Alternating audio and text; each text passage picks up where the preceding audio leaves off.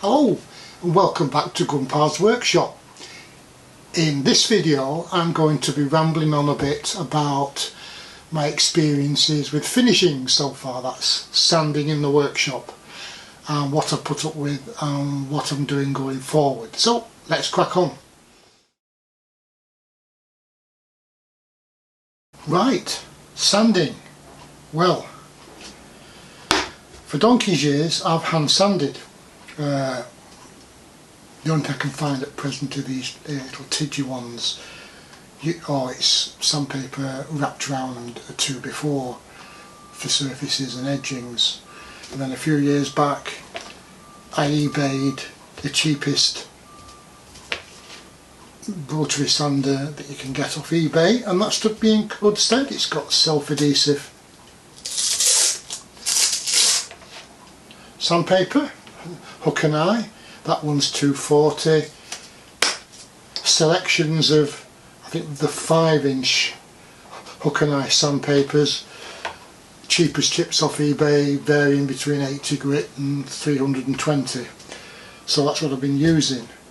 For heavier work, I picked up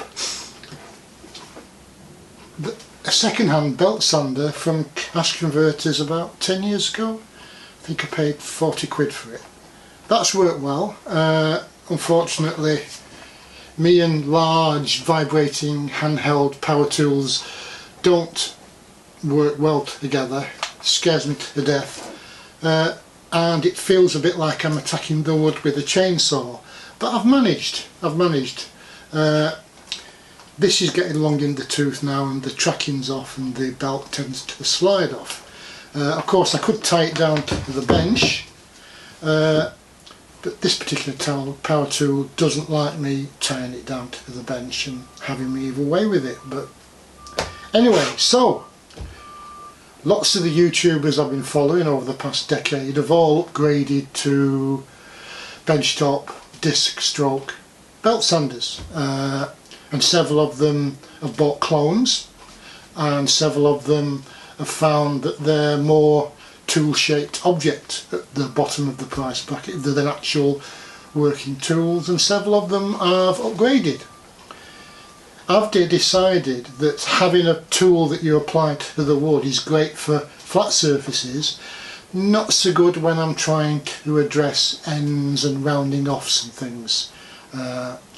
So finally, last to the party, I've decided to go with the belt disc sander on the bench.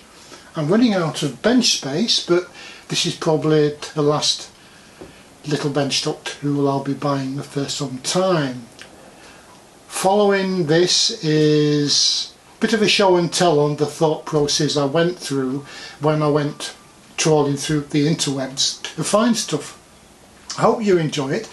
If you want to skip all the detailed slideshow, some of us raised in the 60s have been traumatised by neighbours' holiday slideshows, so if you want to get to the end and the conclusion and the reveal, let's crack on, shall we? So, a benchtop disc stroke belt sander, basically electric motor in a box that drives both the disc and the belt, and you can get various variations with different orientations. And of course there's the oscillating bobbin sander for the benchtop, and the belt come oscillating bobbin sander, and the giant 12-inch disc sanders, and mustn't forget the drum sanders. Now hold on your horses, Grumpa, this is getting out of hand. Let's get back to the basic disc cum belt sander, can we? Right? So now we've decided on a middle of the range basic standard sander. What are the choices? There's loads. In fact, it seems like there's more choices than you can shake a stick at, but hang on. That looks like, and that one. And that one. Oh, and that one. Now, I'm not saying that these sanders are clones, but these sanders are clones. So what about price versus quality considerations? You can go from the ridiculously cheap and cheerful all the way up to something that's built like a battleship with a price to match. Well, what about the clones in the middle of the range? Surely they're on a fairly narrow cost band, but no. I've seen them as low as £109 English money and as high as 190. And it's very difficult from the images or even boring into the specifications to see what justifies such a large price range in this bracket. Well, how did I choose from all the choices available? Using my many years in professional value engineering, I entered all the factors such as price, specification, the standing of the brand, the customer loyalty, the feedback on the forums, and in the end, the obvious answer was blue. Maybe red. No, definitely blue.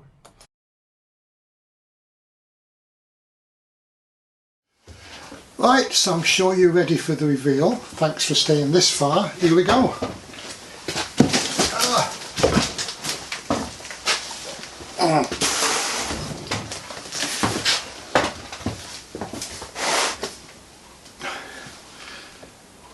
Right, it's a Clark belt and disc sander. 6-inch disc and a belt that goes from the horizontal to the vertical. So in other words, I finally, after a lot of agonising and thinking and looking at prices and shopping around, I went for a clone on the basis that it was blue. That's the level of my commitment to tool-shaped objects. So I'll open it to show you, but I'm not going to do a review because chances are the wheels are going to fall off it within a couple of months. I'll keep you posted on how it goes. I'm looking forward to applying the wood to the belt rather than the belt to the wood.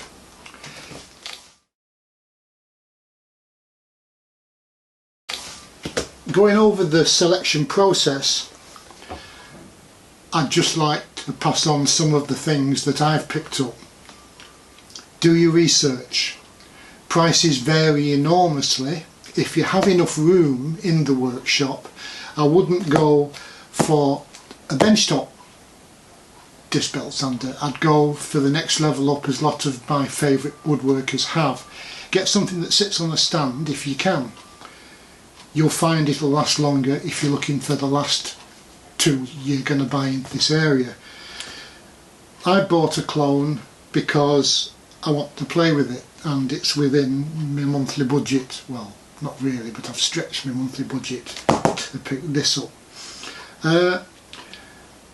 Think carefully about what sort of belt disc sander you want, whether you need a bigger or smaller disc. Don't forget, even with a 6-inch disc, you're actually applying the wood to the left hand half of it, so you've only got a 3-inch bit of sandpaper to play with. Think about how long you want the belt sander, whether you want a standalone vertical belt, horizontal sander that's bigger than this.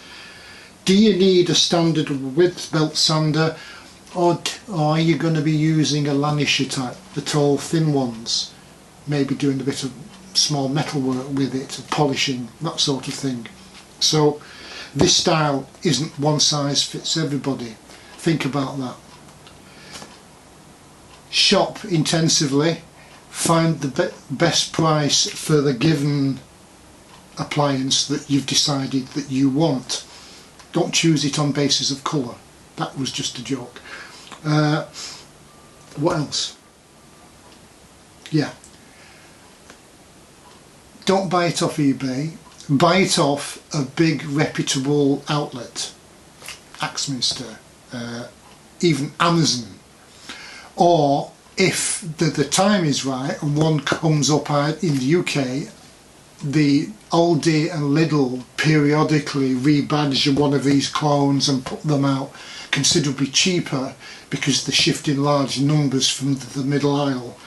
than you'll pay for the other outlets in America, the big box shifters, Home Depot, that sort of thing. Shop from a supplier where if the quality control is bad and something's wrong out of the box, there'll be no quibble at taking it back and swapping it out for you, or even if you get cold feet, a refund.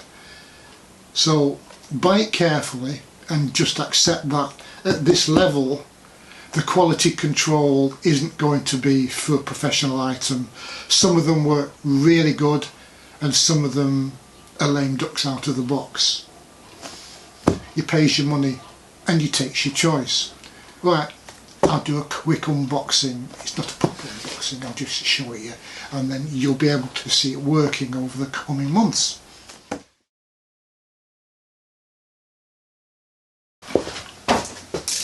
Right, first thing to do is to save the paperwork.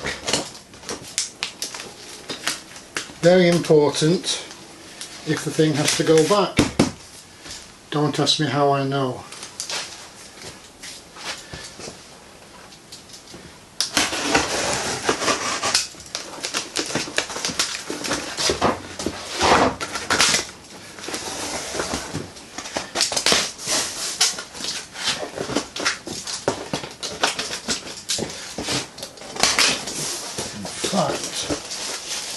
Instruction book.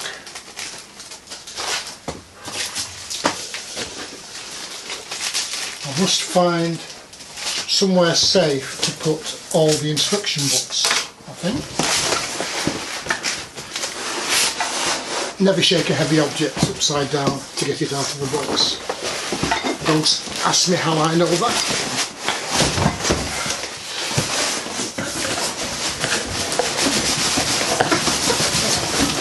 There we go.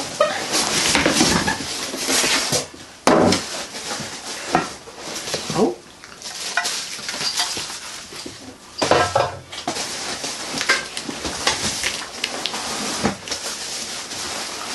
Ah, good grief. Now, what have I got? Put that for the moment.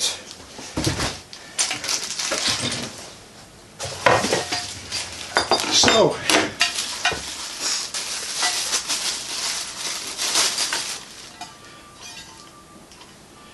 the table for putting either for the disc or on the end for the belt. I'm not sure whether that's pot metal or aluminium. It looks... Anyway, it's all metal, which is better than some of them are. A bracket, dinky little mitre, which will no doubt be wobbly, non-standard bar of course, and a knob that I'm going to have to watch or else I'll lose it, as is my wont.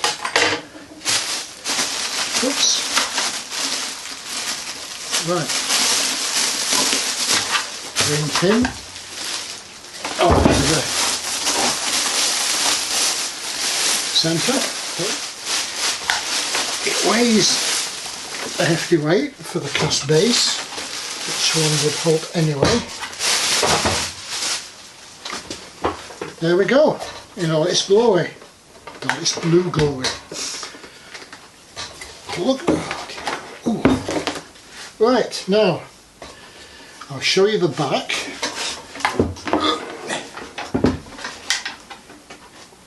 Two connecting nuts on the back that take your backstop.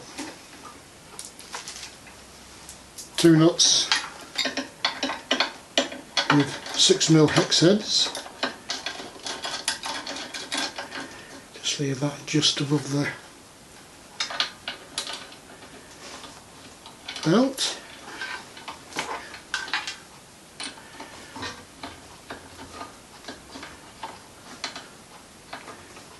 They're quite substantial.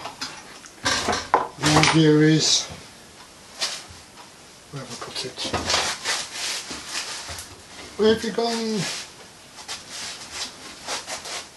There it is. That's going that way. You're applying the wood on the belt horizontally. That stops your wood shooting off. Very good. Turn it round. Oh, good grief. The sooner this gets in its final place, the better, I think. There's another hex bolt here, again, that you undo, and that allows the thing to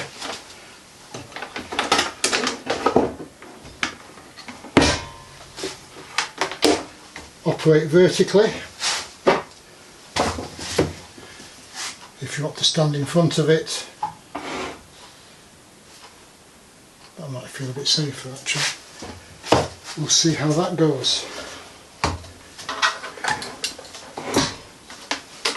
The little table has a lug and a quadrant slot on the side. That fits in the side here, allowing you to screw the nut in. Sooner that's in place, the least chance I have of losing it. And there you go. You have a dust port at the back, and it's recommended that you use that. Otherwise you end up with whole workshop dust extraction. It goes all over the workshop. There we go. Out of the box, it's a lot more solid than I expected. That is a hefty cast base. This looks like a reasonable set of rollers, adjustable here to keep it, and there's the usual clip here and there for taking it on and off and controlling the tracking. I'm quietly optimistic. We'll see if it performs as I hope it does. That's it for now. What's next? Oh yeah, there's a bit of a teaser trailer for the next episode following this, and then maybe an Easter egg. So you made it to the end, those of you that stayed. I'm grateful. It's nice to have you in the garage, and it's nice to have a chat. Don't forget to like and subscribe, ring the bell, whatever, and I'll see you next time. Let's crack on.